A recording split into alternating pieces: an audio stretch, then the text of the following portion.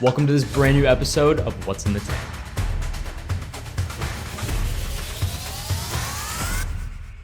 Oh my gosh, that is horrible. That looks terrible. We are getting straight into this episode today. If you have not watched this format before, I recommend you go and watch the first video I made on this series. This is the second episode. The first video will give you a rundown on all the rules for this challenge. All the rules can also be found located in the description of this video. I would also recommend going back and watching the first video. Go ahead and check that one out and then come back and watch this one. Okay, just like last time, I will not be looking. Mix this up a little bit. I'm gonna go with this one right here. We have got the Goliath grouper. And the challenge for this is an oil painting with a 30-minute time constraint. This is gonna be interesting. I think the thing that's gonna help me the most is that there's actually no specifications for this challenge on how much I can actually prepare beforehand. So I'm gonna be taking a lot of time to get these sketches down really good.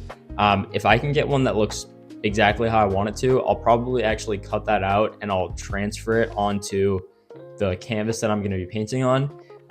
This will save me so much time. If I had to just go in and draw this whole thing and paint it in 30 minutes, there's absolutely no chance that I would be able to finish it. So being able to do this beforehand is going to be super helpful for me. So when that 30-minute timer starts, I can just focus completely on the painting side of things, and I don't have to worry at all about actually getting my drawing correct. I can just go straight into the painting and get started on that right away. I got all my paint set up, got my palette over here, all my brushes, got my reference photo in front of me. So without further ado, the 30 minutes begins now. All right. The biggest thing for me right now is to just get a baseline layer down. I'm not gonna spend too much time trying to make it super detailed at the moment. I just wanna get this first base layer down. I'm starting out with this kind of neutral brown color. This is roughly the mid-tone. I'm gonna try to get the values down first. I'll go for purely just kind of like the highlights and the darks. But to start out with, I'm just gonna start with this brown color right here. And yeah, I'm just gonna get this whole fish down. I'm trying to be thin with this layer. I don't wanna put something down too thick. Oil paints don't really dry very quickly. So all the paint that I'm gonna be painting on will be wet. So a bit smaller of a brush here. Strength to it. Frick, we already have 5 minutes down and I'm not even finished with this base layer yet. This does not bode well. Can't take too much time mixing stuff up because I need to be actually working on this.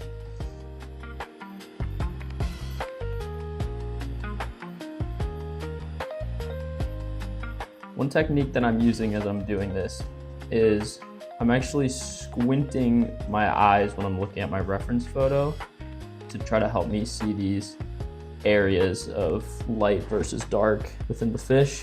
If you're ever unsure about what to do for values, squint and it helps you see the values in more of a blocked out and less in focus way, and your eye kind of can pick that up a little bit better.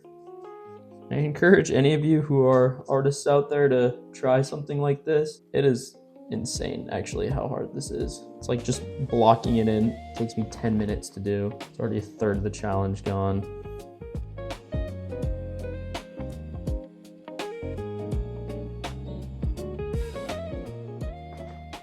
Just gotta get, I wanted to keep this paint thin, but it just too slow to do that. So I'm gonna have to go in a bit thicker with it and quite a bit looser. All right, that is gonna have to be good enough.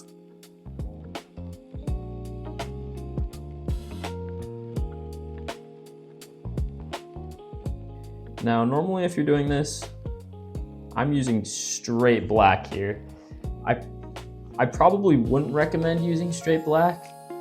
I personally think like there's some pretty famous artists who used straight black and straight white. So like it's not like a rule that you can't break, but you can just get a little bit more depth when you mix colors than if you were to just kind of use one color straight up. So like either straight black, you just get a lot more depth when you mix them yourself, which is kind of the sentiment behind that.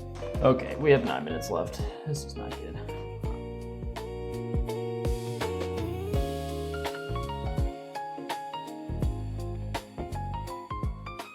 This is really bad. This is really bad.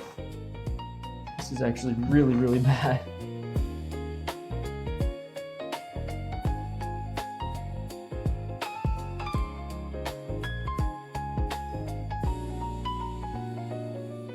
Down to our last 5 minutes here. Oh dear, this is not good. My issue I'm having is the paint is it just all mixes. Like, it's so hard to get a clean looking painting in 30 minutes because your paint just mixes together. Like, no matter what I do, I don't know if I would have ever been able to have done that.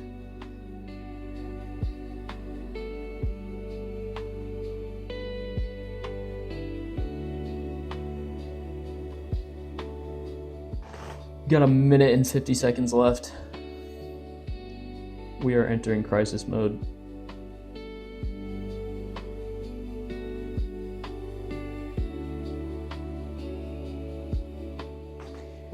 I don't even know like what I'm supposed to do on this anymore.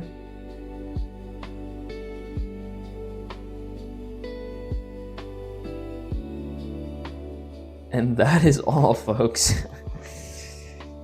Oh my gosh, that is horrible. Well, let's talk about it. So this right here was my painting after 30 minutes. I think for me, the thing that I was not expecting the most was just how quick the 30 minutes were actually gonna go. I think the thing that also killed me a little bit too is going into it with the idea of putting down a super thin layer of paint first to try to have it not mix. I think in 30 minutes, that's just completely unrealistic. You're never gonna be able to paint in 30 minutes and do a whole painting and not have it mix. I think I should have leaned into that a little bit more and tried to go for that rather than spending literally the first third to almost half of the challenge just blocking in the fish. I'd say for 30 minutes, it's not horrible looking at it, but it's not great at all. I personally would definitely class this as a fail if it were me.